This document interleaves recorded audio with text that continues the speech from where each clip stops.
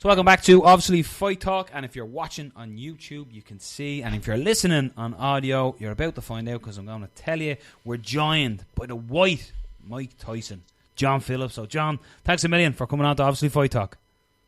No worries guys, anytime. John, we know you, we know the story, we know whatever, just in case the listeners haven't heard it, you signed with the UFC. You were scheduled to fight back in January of 2017. That didn't happen due to visa issues, and you still haven't made that UFC debut. So what is the issue? Why hasn't it happened, and how frustrating, as a second part, is it?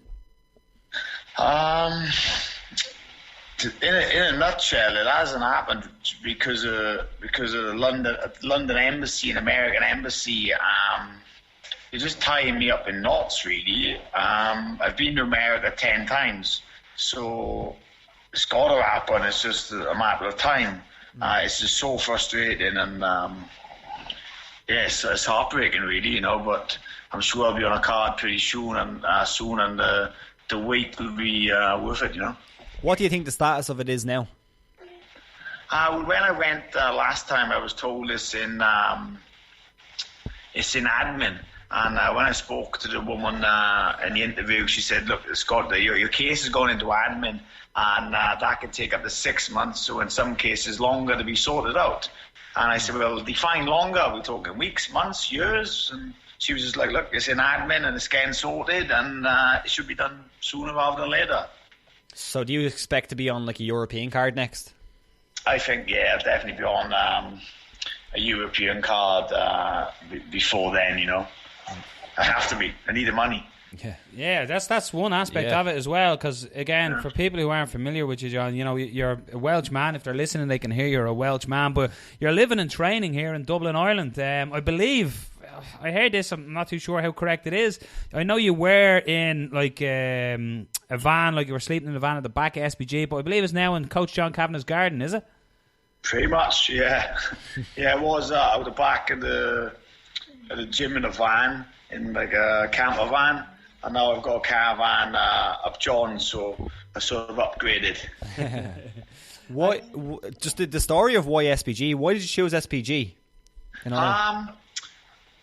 I just didn't really get on. Where I live back home, I didn't find there was anything really for me, and I tried a few different gyms, and SBG seemed to work the best for me. So,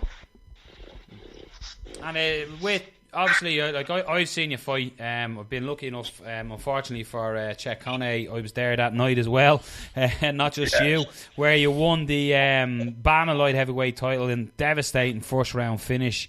So when it goes to that, your next bout then again was another devastating finish of Lesarda as well. That was in Budo Fighting Championship 16. So from then, you're talking about obviously financially, but just as a fighter, the itch, how do you keep, you know, I'd imagine adrenaline gets so high, so how do you lower that? Is it just by having hard spars, or is it just infuriating that you're not stepping in there into the cage? Just trying to keep busy, really, and just trying to stay ready, and obviously you've got your sparring, but it's so hard because obviously you peak for a fight, and then you can't stay up there, you know. You've got to come back down and take over mentally and physically. And you know, I was prepped to fight December 9th, and obviously knowing then that I weren't going to fight again, it's heartbreaking. But you know, this is a sport we're in, and it's not the first time it's happened, and I'm sure it won't be the last time. It's just that's the nature of the game, you know. And as you're sitting on the sidelines looking at the division as well, like, I know you call for Michael Bisping as well. Michael Bisping's obviously having his farewell party, if you'd like to call it that, in London. Do you think that's a realistic opportunity or potential to happen? Well, to be honest, there's a few different reasons, you know. If I was to ever fight Michael Bisping, my name would instantly be up there, and I'd be a more recognised fighter. And you know, by calling him out, it gets people talking about me and trying to get me on the scene. It would be a win-win for me. If I was to lose to him, I've lost against a champ. If I was to win, you know, in the big name, I'm happy to fight anyone in the division, and I want to be the best I can be in the division. I want to beat all the names, you know. So why not start with a big name? Even if it's not Michael Bisping, is that where you expect to be? Do you expect to be right in there with the top 10 type guys straight away in the UFC? You know, I think I'm top 10 straight away, but you know, I don't do anything to be second best. I'm out there to be the best, and I think that's the mentality everyone should have in the UFC. We all talk about game. We all, you know, so to speak, in the Premiership division. And I want to be champ. I don't want to be, you know, top 10. I want to be number one, and that's what I'll be aiming for and working for every time I'm there. Has the opportunity even come around, John? It sounds a little silly in ways, but you vacated the Bama title to go, and you fought then in Budo as well. But has the opportunity come around to even have a fight outside of the promotion because of the fact of the visa issues? To be honest, I could go and fight for a different organisation, I suppose, you know, straight away, but I wouldn't even think of it. You know, I was lucky enough to get signed by UFC, and they are more happy to honour the agreement, and it's just one of them things, you know. It's just one of them things you can look back on and say, you know, wasn't it worth going through all that crap to fight on a big stage? So the thought of fighting for someone else hasn't crossed my mind. You spoke about, obviously you need the money, but how hard is it to fight outside of the big league like UFC, fighting Bama? You were the champ in Bama, but how hard is it to fight the likes of there and make the kind of money that you can live on?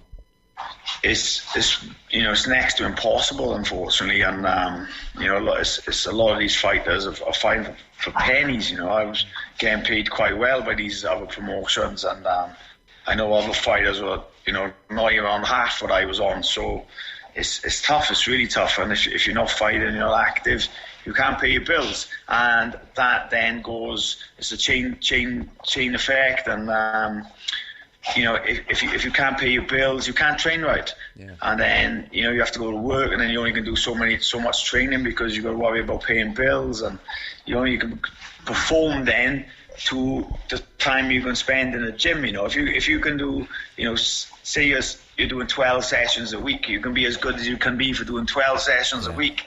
If I'm going out and working and, you know, I'm to make money by not fighting, I only get 4 sessions in the gym a week, I'm going to be as good as I can at 4 sessions a week, you know. That's how it is. Is that what's happening, John? Are you working now as well? Are you, as much as you're training, are you back doing a normal 9 to 5 or sort of part-time work? No, I'm quite lucky because I got some good sponsors that have been really looking after me while I'm fighting. So I'm lucky enough I can train full time. But you know, I'm just like, you know, just about keep my head above water. And if it weren't for my sponsors, I'd have to go back to work without a doubt. And when you're, I was about to ask earlier, when you're sitting in the sidelines looking in, what do you think of the division? When you're looking there, are you thinking, shit, man, I'm flying so far under the radar, I cannot wait to walk into the division and actually just shake up the whole UFC middleweight division? Yeah, I just look at the division. I don't get me wrong, everyone's good in it. Everyone's got their own fighting style and our own strengths and weaknesses and etc. But I honestly believe that I'll give anyone you know, I'm a danger to anyone, and I think I'll rip the division apart. Once I get flowing now and get my first couple of fights out of the way, I think people are going to see that, you know, that was the way. Just lose connection. Just might try wing. I think John might see if we can get a stronger connection there. So John, just looking as well on your social media, as we tend to do here as well, I'd seen that you said that there's a fight announcement coming pretty soon. That was on the 14th of this month. So obviously you're not going to tell us if it can't be released, but how far away is that fight news? Not too far away. Holding the cards close to the chest. Because we know, like, it's weird with the visa issue, because, you know, we spoke to Darren Till earlier as well today, and Darren's obviously fought all over the world. I know he's fought like living in Brazil and stuff like that. The visa was probably a lot easier to come by, but, you know, we're obviously, like I said, you're the guy who's almost flying under the radar here in that UFC middleweight division, and it just, us fans who have obviously seen you fight previously, we can't wait to see you do your thing in the UFC. So as much as we're itching for it, I can only imagine much excitement and adrenaline that you can't wait to get back in there? Oh man, it's just like I said, it's just frustrating, and I see it as a hurdle to get over. I'm sure I must have won it, and you know, I just, like I said, I need to fight financially, and you know, just for being pent up, I feel like I'm a fucking caged animal that needs to get out. You know, I need to fight. And do you think that's, in a way, do you think it's going to be an advantage? I know that sounds ridiculous, but in a way, you're going to be coming in here like a man. Like, you're going to have this break period. I know you've had injuries and stuff like that as well, but this is a long extended break period where you can work on things that maybe you felt you need to improve on. Do you feel like this is going to be a huge advantage this time away from the cage?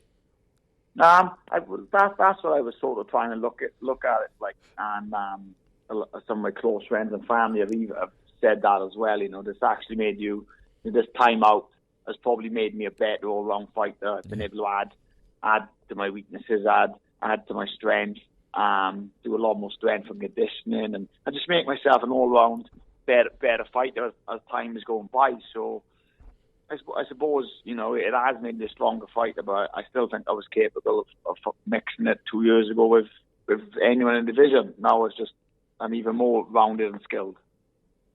2018, we're just about to start into it. So is this the year of John Phillips in the UFC? I hope it is. I don't want to jinx it. Yeah. And again, it's like I said, the amount of people that, you know, when you go onto your Twitter, and it's worth going onto your Twitter because the stuff you tweet as well. Three followers, or you follow 3 people, which is amazing too. But I just love your actual your headline on your on it. I'm a UFC fighter. Can you wait to stop telling people that you can actually say, look, here's my UFC fights, and then I'm just the definition of a right crazy Welsh bastard. That's up for a row with any fucker. Again, it's the whole thing, isn't it? I'm a UFC fighter. It's can't wait to feel that canvas under the feet. Yeah, you know, it's not so much, you know, I think I'll be this, any fighter would say the same. It's not so much the fighting, because I'll fight anyone, I'll fight in front of anyone and anywhere. But, you know, actually, the aura to call yourself a UFC fighter and to have your kit. I can't wait to have my kit. That's probably one of the most exciting things for me, is to have my kit and see my name on the back of my t-shirt and and come home and say, yeah, I bought and I've got my kit. And that's sort of stupid and petty as that sounds. That's cream de la creme for me. That's the top. That's for me to come home and show my UFC kit, and yeah, you know, that's what pushes me on. I can't wait for that. I don't think that's silly at all. It's almost like, you know, the kid who's grown up and wants to play for Manchester United or Liverpool or whoever, and they finally get there and their name is on the back of the famous jersey. I don't think there's anything wrong with that. Yeah, do you know, when I first got into mixed martial arts, I won my first fight by knockout, and I actually lost my second fight.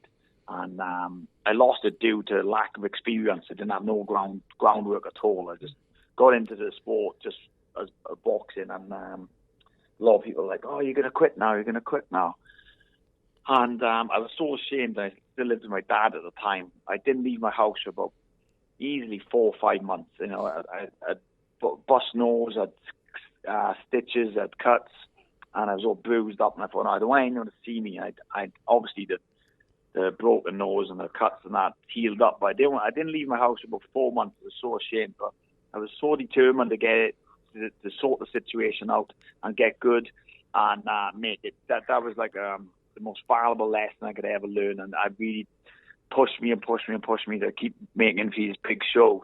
And the guy I lost to in my second fight was Jim Warled, and he obviously made UFC as well. And I spoke to Jim Warled at another show a couple of years later, because we actually fought the welterweight. I think I was only about 19, 20. I said, Jim, I've heard you come up to middleweight. He said, yeah, John, I have. He said, but to fight everyone but fucking you. He said, I've seen what you do, and he said, I'm holding my claim to fame. He said, I'm never fighting you again. He said, Jim, you give me the best lesson I could ever have. He said, you will push me on more than anyone. And just thought I'd share that little story. You spoke about how a loss affected you really early in your career. Has that changed since, or do you still, when you lose a fight or lose a competition, do you still get that where you don't really want to talk to people and you want to be isolated? Sorry, guys. So you spoke about when you lost your first fight, that it was a really kind of a heartbreaking experience and you wanted to stay away from people. Is that something that still happens to you when you lose a fight or you lose a competition, or have you moved on from that? No, I'm really passionate and I'm really competitive. You know, if I lose, don't be wrong, if I went out and I fought my best potential and I lost, and of course the other guy, the better man has won. But yeah, you know, no one likes losing. If I lose, I'll definitely sulk and throw me out of the pram, and I'll be passionate about it, you know. But I'll be straight back to the drawing board and looking why I lost. But I'm hoping that losing is behind me, and I'm going to keep going on a massive winning streak now. Just in regards to SBG as well, John, on your record, you fought 2 fellow SBG men, winning both fights, beating Chris Fields and Charlie Ward. Was it ever weird walking into SBG and the 2 lads are standing there looking at you? It was a little bit, you know, but actually, me and Charlie probably get on the best of everyone. I was actually speaking to the girlfriend, because when I first went over, and she said, "How are you finding it? You know, getting on with everyone?" I said, "Believe it or not," I said, my main sort of new mate out here now and training partner is Charlie Ward, and you know, I'm sure if me and Charlie fought each other 10 times, he would have won 5 and I would have won 5. You know, it's a sport. You win some, you lose some, and we have a bit of banter about it, and yeah, it's just how it is, you know. But it was no atmosphere. Everything was great, and yeah, it was great for the team as well. Just before we let you go, just for the people who don't know, can you explain the origin of the nickname, the White Mike Tyson? Because I knock people the fuck out. Just nice and simple. They say to me when I go into a fight, "So what, you know, friends say all the time, you got any game plan?" I'm like, "No, I'm just gonna keep hitting the guy until he goes to sleep, until the ref pulls him off him." And that's all I always do. I tell you, it's a good tactic. Keep doing it, because it's certainly working for you, John. It's certainly working for you. Look, I can't wait to see it in there. Hopefully, you know, Visa, it's the shit end of the fight game that you don't really hear, and there's pure frustration for you, and hopefully that gets resolved. Enjoy your Christmas and the New Year. I cannot wait to see you in there with Phillips on your shorts, representing Wales and SBG as well at the same time, and yourself. But a very Merry Christmas to you and yours, and thanks for coming on to us today. Legends. Thanks, guys. Thanks for having me on. Absolute, Jenny. Take care.